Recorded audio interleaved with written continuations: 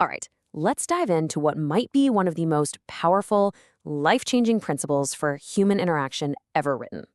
We're talking about Habit 5 from Stephen Covey's masterpiece. It's a simple idea on the surface, but trust me, it can change every single conversation you have from here on out. Let's get into it. Seriously, just picture this for a second. You walk into your doctor's office, you say, "Hey doc, I'm not feeling great," and before you can say another word, they just write a prescription and hand it to you. Would you take that medicine? No way. You'd think it was complete malpractice, right? Covey has this perfect analogy to drive the point home. Imagine you go to an eye doctor because your vision is blurry, and they just take off their own glasses and say, "Here, try these. They've worked wonders for me." It's totally absurd. And yet, we do this all the time. We prescribe our own solutions, our own glasses, before we ever take a moment to diagnose what the real problem is. So, here's our game plan for breaking this down. First, we're going to tackle that core concept: diagnose before you prescribe. Then we'll get into the actual skill you need, the art of empathic listening. I'll show you 4 simple steps to get there, and then we'll flip it and talk about how to be understood in return. And finally, we'll look at the incredible payoff, something Covey calls psychological error. Okay, let's start with that big idea. This isn't just a clever phrase. It's about avoiding what is, without a doubt, the single biggest mistake we make when we talk to each other. So what is this core principle? Well, here it is, straight from the source. Just let that sink in. Covey says this is the single most important principle he learned in his entire life about getting along with people. It sounds so simple, but actually living it, that takes a complete rewiring of how we normally respond. And we've all been there, haven't we? Someone we love comes to us with a problem, and our first impulse is to jump in, play the hero, and solve it for them. We give them advice, we tell them what to do, but in our rush to fix things, we almost always skip the most critical step of all: deeply, truly understanding what's really going on. So if prescribing first is the disease, what's the cure? Well, it all comes down to mastering the art of empathetic listening. This is the skill that takes us from 2 people just giving speeches at each other to having a real, genuine dialogue. And here it is, the critical distinction. Most of the time, we don't listen with the intent to understand, we listen with the intent to reply. We're just waiting for our turn to talk, formulating our response in our head. Empathic listening is the exact opposite. It's about committing to get out of your own head and getting into theirs. It's about trying to see the world the way they see it, through their eyes. Covey calls these 4 things on the left our autobiographical responses because, well, they're all about us. We evaluate, agreeing or disagreeing. We probe, but with questions from our own agenda. We advise, based on our own life story. And we interpret, explaining their motives based on ours. Now look at the right side. The goal of empathic listening is so much simpler and so much more powerful. Just understand. That's it. And get this is wild. Communication experts figure that only about 10% of what we communicate is in the actual words we use. 10%. 30% is in the sounds, the tone of our voice, and a whopping 60% is our body language. So if you're only listening to the words, you're missing almost the entire message. Okay, let's watch this play out in a classic story from the book. You've got a son who comes to his dad. He's obviously frustrated and upset, and he's trying to open up. He starts with this really strong emotional statement. So after a little back and forth, the son mentions maybe becoming an auto mechanic. And boom, the father jumps right in with an autobiographical response.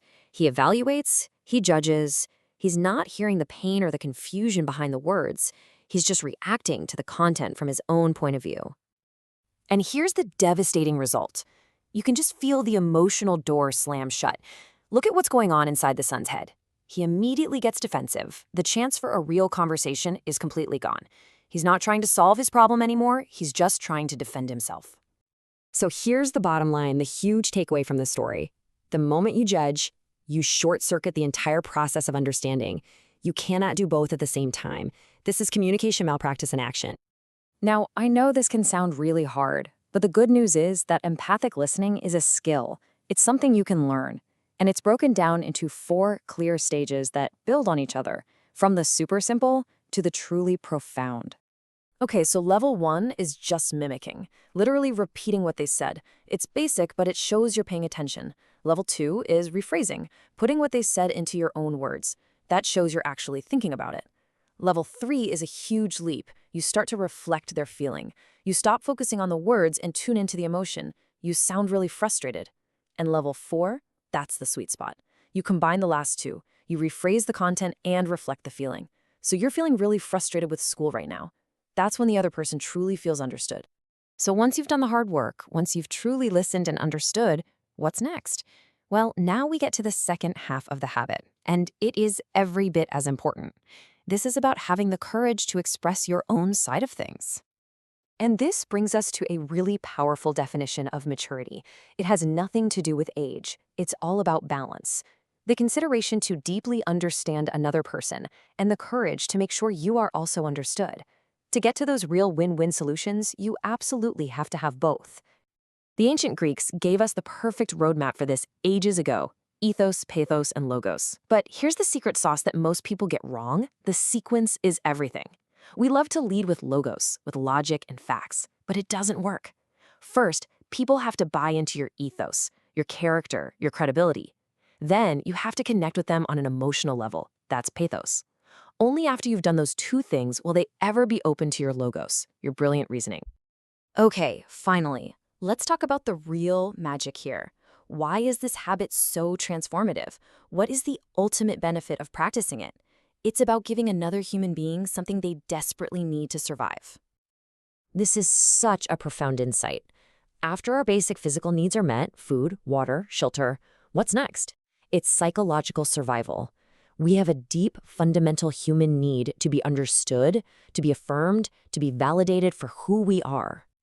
And that is exactly what you provide when you listen with empathy. You give that person psychological air.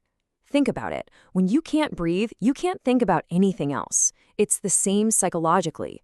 When someone feels misunderstood, they can't move on to problem solving or cooperation. Giving them that air is one of the biggest deposits you can ever make into their emotional bank account. And doing this completely changes the nature of the interaction. It stops being a simple transaction, just solving an immediate problem, and it becomes a transformational opportunity. You move from a surface-level chat to a deep connection. You're not just fixing something, you're building the relationship, and better yet, empowering them to find their own best solution.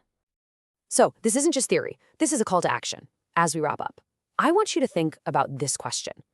Who is one person in your life, your partner, your kid, a coworker, that you will make a conscious effort to truly understand this week?